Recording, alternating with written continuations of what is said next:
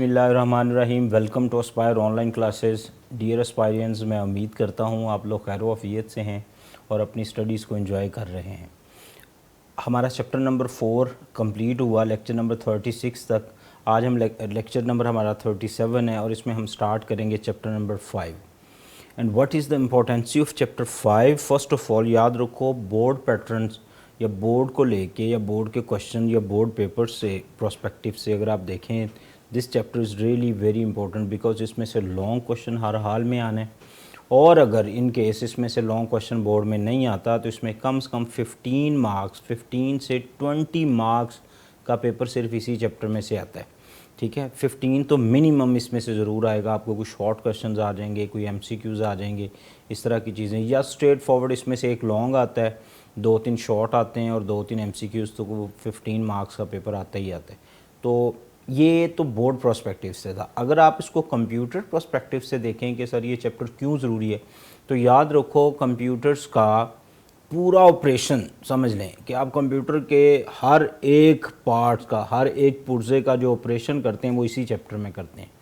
अगर आपने ये चैप्टर 5 जो है, जिसका नाम है कंप्यूटर आर्किटेक्चर, चैप्टर नंबर 5, अगर आपने ये अच्छे से पढ़ लिया तो आपकी जितनी प्रॉब्लम्स हैं कंप्यूटर के इंटरनल स्ट्रक्चर को समझने में, उसके अंदर बसेस क्या हैं, उसमें पोर्ट्स क्या हैं, उसके अंदर जो बाकी डिफरेंट पार्ट्स हैं वो वर्किंग कैसे करते हैं, और कंप्यूटर का सारा स्ट्रक्चर्स आपस में कैसे मिल के फंक्शनैलिटी को परफॉर्म करता है, तो वो सारी चीज़ें हम इसके अंदर डिस्कस करेंगे। एंड द थर्ड टर्म कि सर हमें ये फ्यूचर में कहाँ काम देगा। बेटा जब भी आप फ्यूचर अगर कंप्यूटर साइंस या आईटी में अगर आप परसू करते हैं तो इसके ऊपर, यहाँ तो ये जस्ट एक चैप्टर है कंप्यूटर आर्किटेक्चर, तो आज मुझे याद है मैंने बीएस के अंदर, मैंने एमएस के अंदर, इवन पीएचडी के अंदर जो पहले कुछ कोर्सेज थे, हमने कंप्यूटर आर्किटेक्चर स्टिल हम इसकी स्टडी करते हैं, क्योंकि फिर ये आगे डिफ़ाइन होता है। अभी तो आप सिर्फ सीपीयू पढ़ लेंगे तो सीपीयू क्लियर हो जाएगा, फिर सीपीयू के आगे उसके एक्टिव स्लीपिंग, उसके शेल, उसके मोड, वो सारी चीज़ें डिस्कस होती हैं। ठीक है, उसकी पाइपलाइंस क्या होती हैं, वो कैसे स्केजुलिंग करता है,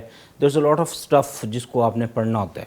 तो ये चैप्टर बोर्ड प्रोस्पेक्टिव से बहुत इंपॉर्टेंट है। अगर आपने जस्ट ये सीखना है कि कंप्यूटर कैसे काम करता है तो बड़ा इंपॉर्टेंट है। और तीसरी चीज़, अगर आपने आईटी में आगे अपना करियर फॉलो करना है, परसू करना है, तो फिर भी ये चैप्टर आपको आना चाहिए, क्योंकि इसके बगैर गुजारा नहीं है। तो स्टार्ट करते हैं जी। कंप्यूटर आर्किटेक्चर, कंप्यूटर का मतलब मेरे बच्चों को पता है जी, कंप्यूटर ही, ठीक है, मशीन है।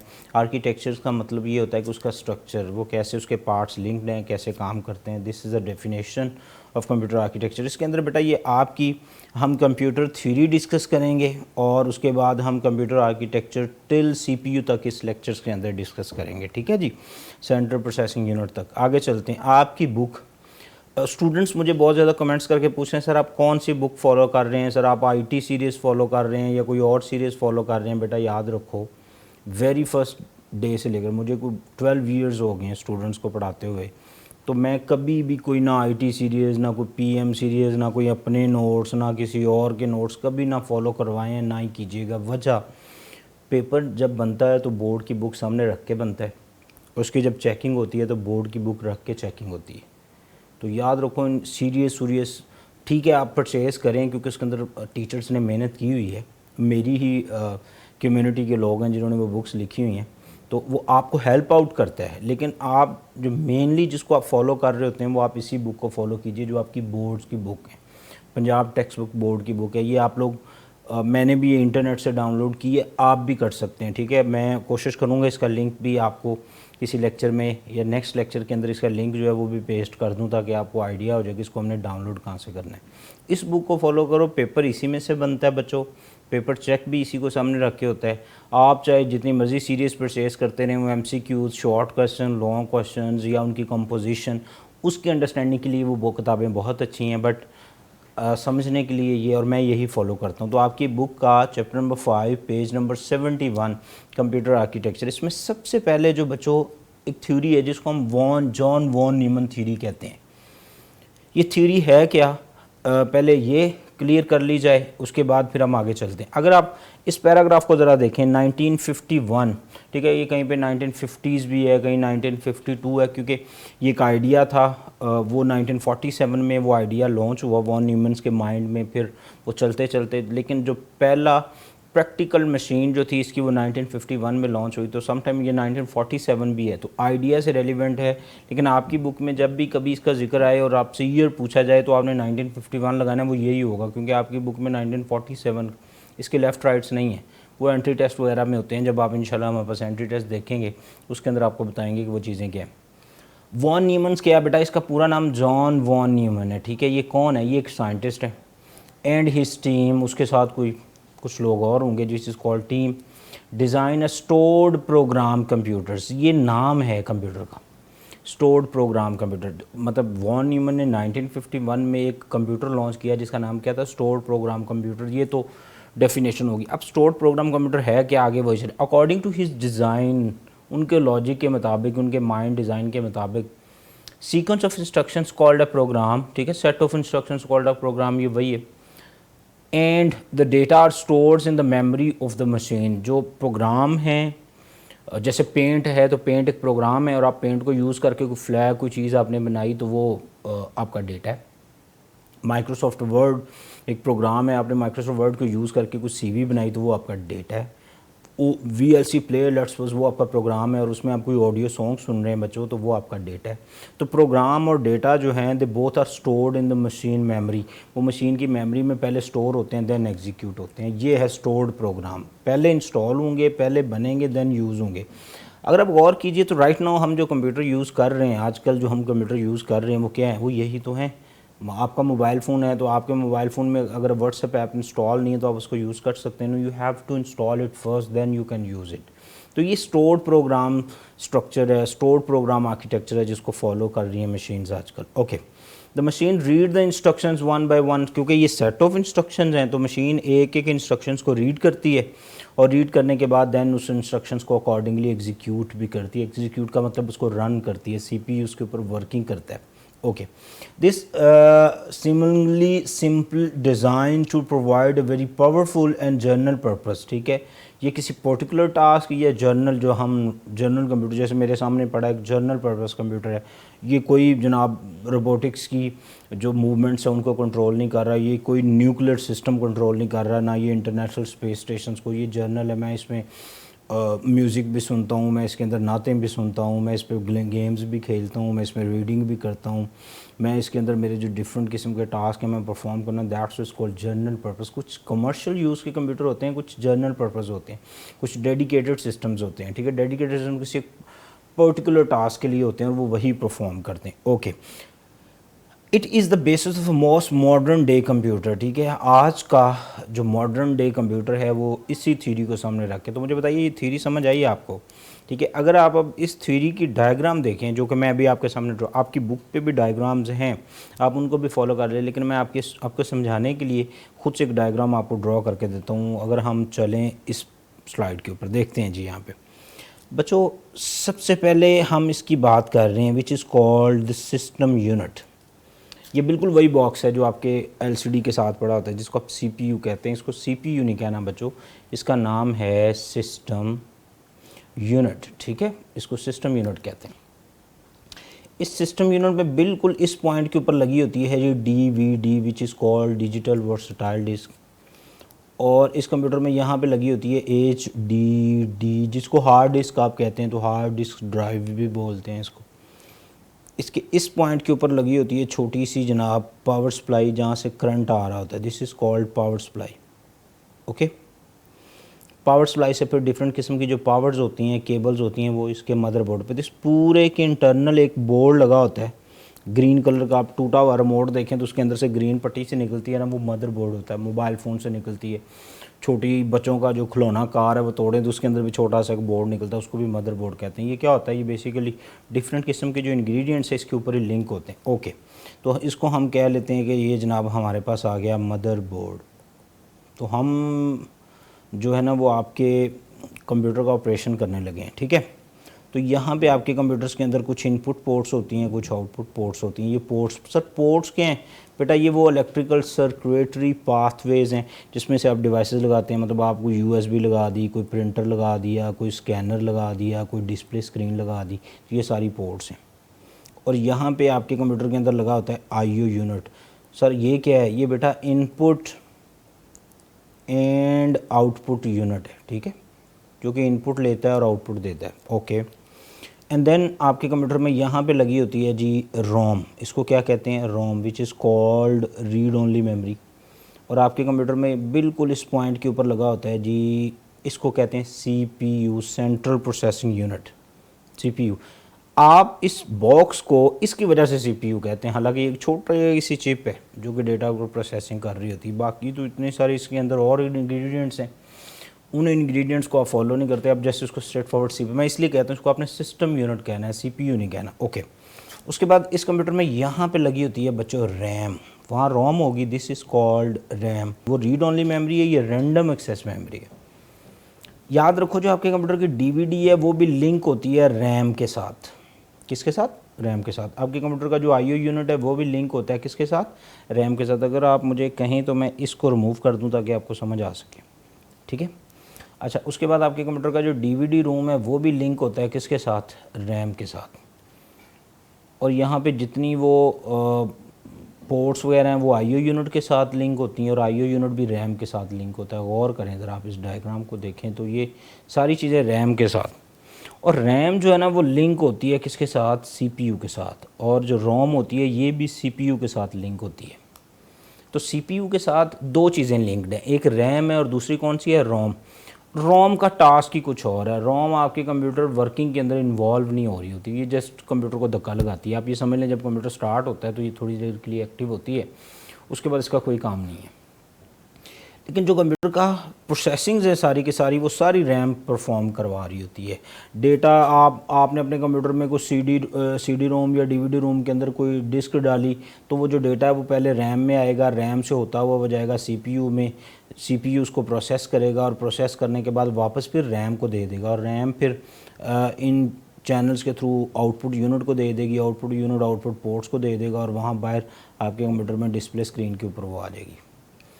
तो स्ट्रक्चर समझ आया आप लोगों को? डेटा जहाँ से भी आएगा, लेट्स सपोज आपने कीबोर्ड से कोई डेटा एंटर किया तो वो आएगा पोर्ट्स के पास, पोर्ट से होता हुआ इनपुट यूनिट के पास, इनपुट यूनिट भेजेगा रैम को, रैम भेजेगी प्रोसेसर्स को, प्रोसेसर उसको प्रोसेस करके वापस फिर रैम को देगा, रैम फिर वापस आउटपुट पोर्ट्स को देगी, आउटपुट यूनिट को देगी और आउटपुट यूनिट वापस आउटपुट पोर्ट्स को दे देगा। तो ये एक सर्कल है जो CPU का एग्जीक्यूशन का सर्कल है। ये तो है कंप्यूटर आर्किटेक्चर जिसकी हम बात कर रहे हैं। ये डायग्राम आपको डिफरेंट शेप में नज़र आएंगी, ठीक है, लेकिन मैंने एक सिंपल डायग्राम जो आपका सिस्टम यूनिट है उसको समझ लेके पूरा स्कैन कर दिया आपके सामने। अगर आप इसको देखना चाहते हैं अपने लेक्चर्स में तो मैंने कोशिश की इसका एक बोर्ड की स्क्रीन, ये बोर्ड है, ये बेटा आप लोगों के पास कुछ पोर्ट्स हैं, ये भी कुछ पोर्ट्स हैं, ये वो माइक्रोफोन की पोर्ट्स है, ये भी पोर्ट है, ये भी पोर्ट है।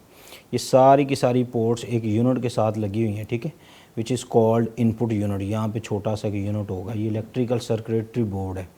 ये आपके कंप्यूटर की जनाब, यहाँ पे आपके कंप्यूटर के अंदर लगी होती है रैम, जो कि आपकी इससे जो नेक्स्ट लेक्चर है उसके अंदर उसका जिक्र होगा। यहाँ सारी रैम लगी होती हैं। ये आपके कंप्यूटर के अंदर रोम है, ये एक छोटा सा पावर सेल होता है। ये डिफरेंट किस्म की पोर्ट्स हैं, इसके ऊपर डिफरेंट किस्म के कार्ड्स आप लगा सकते हैं।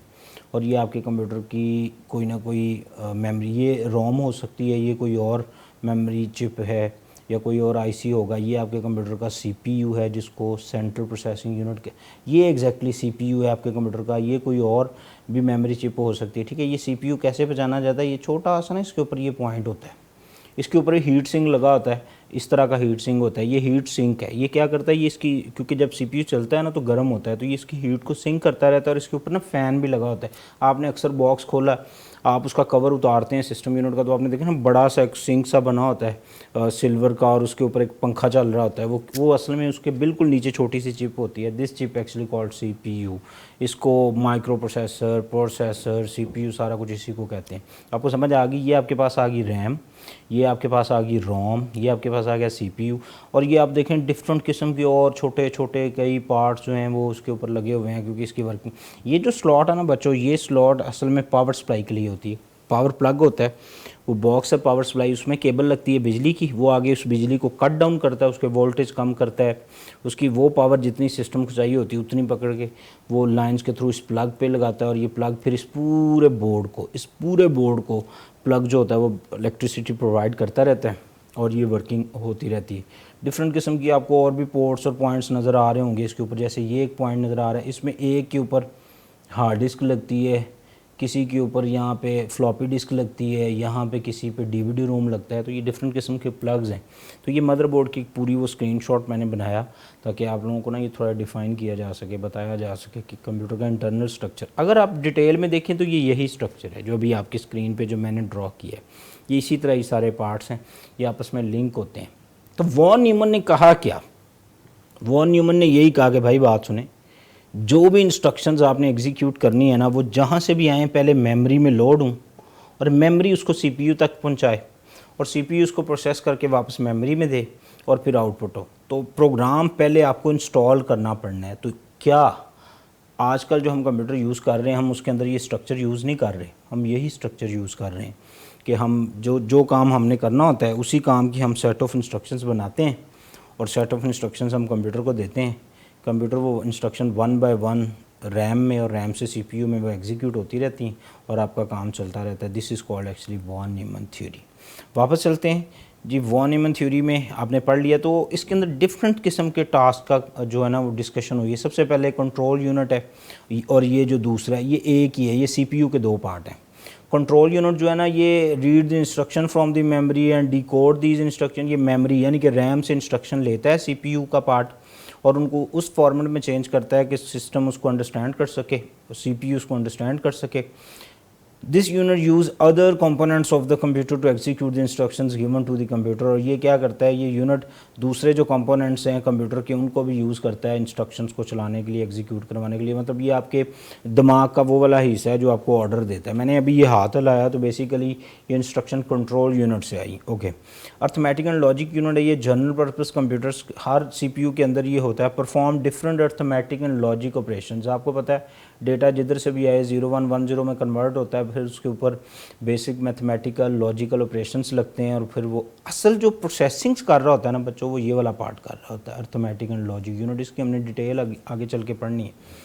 और ये दो पार्ट हो गए। उसके बाद आ गई मेन मेमोरी। ये बेटा इस मेमोरी की बात हो रही है। अगर आप इधर देखें तो ये आप लोगों के पास रैम लगी होती है यहाँ पे, ठीक है, ये रैम की बात हो रही है। अगले लेक्चर्स में रैम की शेप भी आपको दिखाई जाएगी कि किस तरह की होती है, लेकिन वो इन स्लॉट्स के ऊपर लगती है। मैं इसको रिमूव करता हूँ ताकि आपको ये स्लॉट्स अच्छे से नज़र आ सकें। ये यहाँ पे ना ऐसे स्लॉट होती है, वो बिल्कुल इसके ऊपर ऐसे टच हो जाती है, और ये जो ये वाला पॉइंट है और ये वाला पॉइंट है, ये इसके क्लिप या प्लग कुछ भी इसको कह लें, इसको हम ऐसे फिक्स कर देते हैं।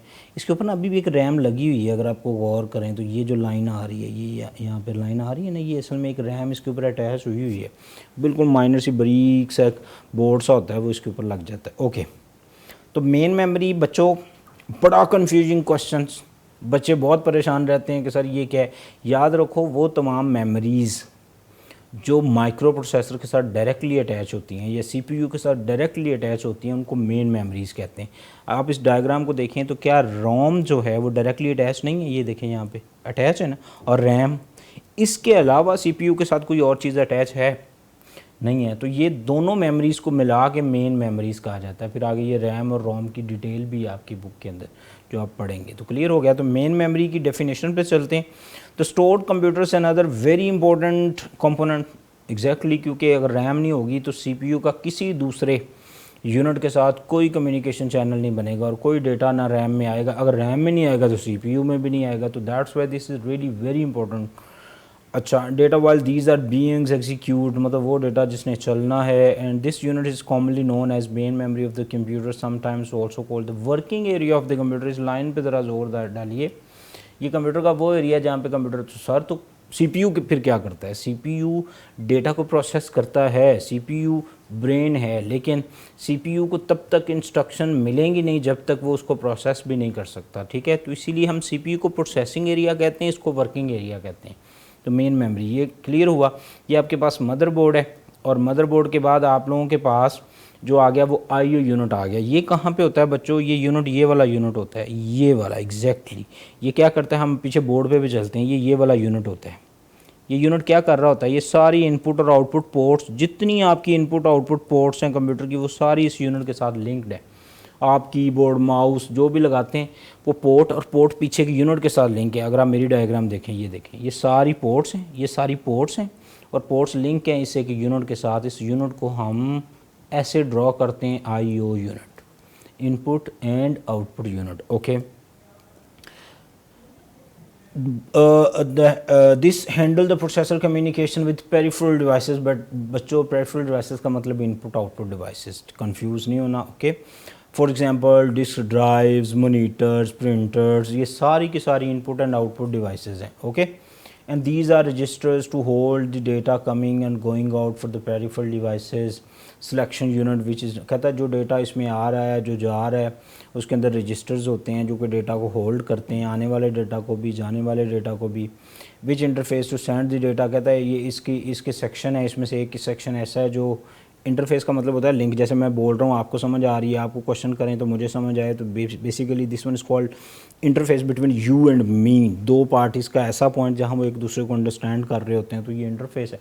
तो जैसे कि input devices, output devices computer के साथ और कंप्यूटर इनपुट और आउटपुट डिवाइसेस के साथ, तो उस पॉइंट को हम फिर इंटरफेस कहेंगे। तो आईओ बेसिकली तो इंटरफेस ही हुआ ना, कि ये इनपुट आउटपुट डिवाइसेस की कम्युनिकेशन करवा रहा होता है with computer. Okay, as the data or instruction should be memory before the computer can execute it, so place data and instruction in the memory. This stored program computer also some IO devices। ठीक है, कहता है जो आपको पता है, अभी मैंने बड़ी डिटेल में बताया कि जो भी डेटा और इंस्ट्रक्शन एग्जीक्यूट होना है उनको हमें मेमोरी में प्लेस करना है। अगर वो मेमोरी यानी कि रैम में नहीं आते तो वो एग्जीक्यूट भी नहीं होंगे। तो जो स्टोर्ड प्रोग्राम कंप्यूटर है वो फिर एक तरह का आईओ यूनिट भी यूज़ करता है डेटा को सेंड और रिसीव करने के लिए। और बैरूनी जो डिवाइसेस हैं, जैसे माइक्रोफोन कंप्यूटर की इंटरनल डिवाइस नहीं है, कीबोर्ड कंप्यूटर की इंटरनल डिवाइस नहीं है, माउस कंप्यूटर की इंटरनल डिवाइस नहीं है। ठीक है, प्रिंटर, मॉनिटर, डिस्प्ले स्क्रीन, ये सारी कंप्यूटर की एक्सटर्नल डिवाइसेस, इनको पेरिफेरल डिवाइसेस कहते हैं। उसके बाद बच्चों आ गया बस इंटरकनेक्शंस। इसकी भी डिटेल आनी है आपकी इसी चैप्टर के अंदर, वहाँ आपको और ज़्यादा डिटेल से समझाएंगे। बस इंटरकनेक्शंस ये बहुत इंपॉर्टेंट पार्ट है जी, ये आपने सब के अंदर ही लिखना है। और ये क्या करता है, ये कनेक्ट करता है different parts of computer together. वापस आइए, मैंने जब ये डायग्राम बनाई तो मैंने इसके दरम्यान में ये लाइनें खींची हैं, नज़र आई आपको ये लाइंस असल में वो बारीक बारीक माइनर। वापस चलते हैं, ये देखें, आपको बारीक बारीक लाइंस यहाँ नज़र आ रही हैं। आप अपने इस बोर्ड के अंदर देखें, यहाँ पे ये लाइंस नज़र आ रही हैं, ये देखें ज़रा, ये बारीक बारीक सी लाइंस, ये सारी की सारी लाइन असल में वो टूटा हुआ को बोर्ड देखें तो उसके अंदर भी आपको माइनर सी छोटी छोटी कई लाइंस नज़र आएंगी। ये लाइंस करती क्या हैं, ये इन सारे यूनिट्स को आपस में लिंक्ड रखती हैं और जहाँ से भी डेटा ने फ्लो करना है वो इन लाइंस के थ्रू करता है। इसकी भी डिटेल आगे चल के है, वहाँ हम इसको और डिटेल से देखेंगे। ये आपके कंप्यूटर का इंटरनल स्ट्रक्चर जो मैंने अभी बताया, ये सेकेंडरी मेमोरी यानी कि हार्ड डिस्क, ये RAM and ROM main memory, ये सीपीयू आ गया। ये उसके दरम्यान उसने डिफरेंट किस्म के लाइंस खींची हैं तो इनको बसेस कहते हैं। और ये कंप्यूटर की इनपुट एंड आउटपुट डिवाइसेस जो आईओ यूनिट के साथ आगे लिस्ट ऑफ इनपुट और आउटपुट डिवाइसेस यहाँ पे लिख दी गई है सारी। ये वही स्ट्रक्चर है, बस यहाँ पे डायग्राम कुछ और स्टाइल से है, वहाँ पे और है। आगे डिटेल में जो आ गया पहला पार्ट वो आ गया CPU. CPU brain of computer होता है जिसने हर हाल में वर्किंग करनी है। जो भी ये वर्किंग करेगा कंप्यूटर उसी वर्किंग को फॉलो कर रहा होता है और कंप्यूटर उसी वर्किंग को प्रोसेस कर रहा होता है। तो इनपुट डिवाइसेस से कोई डेटा आया तो वो सबसे पहले आएगा मेमोरी के पास। ये देखें यहाँ आया किसके पास, मेमोरी के पास। मेमोरी उसको देगी किसके पास, अर्थमेटिक एंड लॉजिक यूनिट को। कंट्रोल यूनिट भी उसमें ये सारी मूवमेंट्स कंट्रोल कर रहा होता है। यहाँ से ये डेटा जो है वो या सेकेंडरी स्टोरेज डिवाइस यानी कि हार्ड डिस्क, कोई गाना आपने कॉपी किया तो आप हार्ड डिस्क पे रखेंगे, नहीं तो वो आपकी डिस्प्ले स्क्रीन की तरफ चला जाएगा और वहाँ से आउट हो जाएगा। तो ये एक वही स्ट्रक्चर है, ये यही वाला स्ट्रक्चर है, उसको कुछ इस तरह ड्रा कर दिया है। और ये यही वाला स्ट्रक्चर है जिसको हमने उधर पढ़ा हुआ, लेकिन इसमें मैंने असल में आपका जो कंप्यूटर का जो आप जनरल लाइफ में कंप्यूटर यूज़ कर रहे हैं ना, आप लैपटॉप मैंने एग्जैक्ट उसी को सामने रख के डायग्राम बनाई है। अगर आप जस्ट डायग्राम बनानी है तो ये मैंने असल में ये कीबोर्ड सामने रखा है और डायग्राम पूरी ड्रॉ कर दी। ठीक है, तो ये आपके पास आ गया जी। अब सीपीयू जो है ना ये लोकेटेड इन मदरबोर्ड। मदरबोर्ड क्या है, वो ग्रीन बोर्ड जो भी आपने देखा। और यहाँ पे ये लार्ज अमाउंट ऑफ वर्क जो होता है कंप्यूटर का उसको ये कंटिन्यूसली इसी में से थ्रो हो रहा होता है, ये उसी डेटा को जो रिज़ल्ट्स बना रहा होता है वो आपका CPU ही बना रहा होता है। और RAM, keyboard, mouse, after processing data is send back to the RAM. Data आता है रैम में या रैम से CPU में जाता है, वो उसको प्रोसेस करता है, जो उसके रिज़ल्ट्स होते हैं वो वापस फिर रैम में जाते हैं। CPU का एक ही गेट है रैम, डेटा जाना भी उधर से प्रोसेस होकर वापस भी उधर ही आना है। Okay, CPU continuously receive instructions to be execute, each instruction is data process order, हर एक का वो ये ली 4 ठीक है, last in first out first in, ये कुछ और ऑर्डर्स भी हैं। जब हम आपको स्टैक्स वगैरह और रजिस्टर्स पढ़ा रहे होंगे उसके अंदर इसकी डिटेल भी पढ़ाएंगे। The work it self consist mostly of calculations and data transport, ज़्यादातर काम तो अर्थमेटिक एंड लॉजिक ऑपरेशंस हैं और डेटा की सेंडिंग एंड रिसीविंग है, transportations. Okay, on large machine CPU requires one or more print circuit board, ज़्यादा जो होते हैं उसके अंदर हमें ज़्यादा CPU या ज़्यादा बड़े मदरबोर्ड्स और ज़्यादा बड़े हैवी प्रोसेसर्स रिक्वायर्ड होते हैं डेटा को सेंड और रिसीव करने के लिए। और स्मॉल वर्क स्टेशन के अंदर, जैसे ये मेरा सिस्टम एक स्मॉल वर्क स्टेशन है, तो इसके लिए मुझे ज़्यादा हैवी किस्म के ना मदरबोर्ड चाहिए ना CPU चाहिए। और सिंगल चिप लगी होती है जिसको हम माइक्रो प्रोसेसर कहते हैं। ये वही CPU है जिसका दूसरा नाम माइक्रो प्रोसेसर है, तीसरा नाम प्रोसेसर है, एक ही बात है, ये छोटी सी चिप है जो आपको शुरू में दिखाई। And CPU house the single chip called the two typical component of CPU हैं। पहला arithmetic logic unit which is ALU, ये सारी की सारी जो होता है ALU ये परफॉर्म कर रहा होता है। क्या परफॉर्म कर रहा है जी? ALU actually part of the computer that perform all arithmetic computation such as addition, multiplication, subtractions and other all and the ALU1 components of the CPU। ठीक है, ये सारे के सारे काम ये अर्थमेटिक और लॉजिक यूनिट जो होता है वो यही ये सारे काम परफॉर्म कर रहा होता है। और असल प्रोसेसिंग इसी नहीं करनी होती है। तो सर कंट्रोल यूनिट क्या करता है? बेटा कंट्रोल यूनिट आप ऐसे समझ लें जैसे रोड के ऊपर कोई ट्रैफिक पुलिस वाला, वो क्या कर रहा है, वो तो गाड़ी नहीं चला रहा होता लेकिन वो flow of cars and flow of vehicles को एक्सप्रेस कर रहा होता है कि इधर वाले उधर चले जाएं, उधर वाले इधर आ जाएं। कंट्रोल जो है ना मूवमेंट, तो डेटा क्योंकि उन लाइंस के ऊपर मदरबोर्ड के डिफरेंट कंपोनेंट्स में मूव करना होता है, तो उसकी मूवमेंट्स को कंट्रोल करने के लिए हम कंट्रोल यूनिट यूज़ करते हैं। और जो डेटा की प्रोसेसिंग, मतलब फ़र्ज़ करें एक जगह से डेटा कॉपी करना है और उसको यहाँ लेके जाना है तो CPU करेगा कंट्रोल यूनिट। लेकिन आपने 3 × 3 करना है तो इसमें क्योंकि प्रोसेसिंग है तो ये प्रोसेसिंग ALU करेगा। तो arithmetic and logic unit processing कर रहा होता है और वो जो होता है वो क्या सिर्फ ट्रांसपोर्टेशन ऑफ डेटा कर रहा होता है, ये डेटा को ट्रांसपोर्ट कर रहा होता है। एक चीज़ और देखिए सर, ये दोनों डिफरेंट पार्ट होते हैं। नहीं मेरा बेटा, ये एक CPU है, CPU के असल में 3 पार्ट होते हैं, एक CU, एक ALU और एक ये तीसरा पार्ट जो है इसको रजिस्टर्स कहते हैं, जो हम हमारी बुक में ही है चैप्टर नंबर 5 में। अगले से अगला टॉपिक वही है, हम रजिस्टर्स भी पढ़ेंगे। तो क्लियर हुए?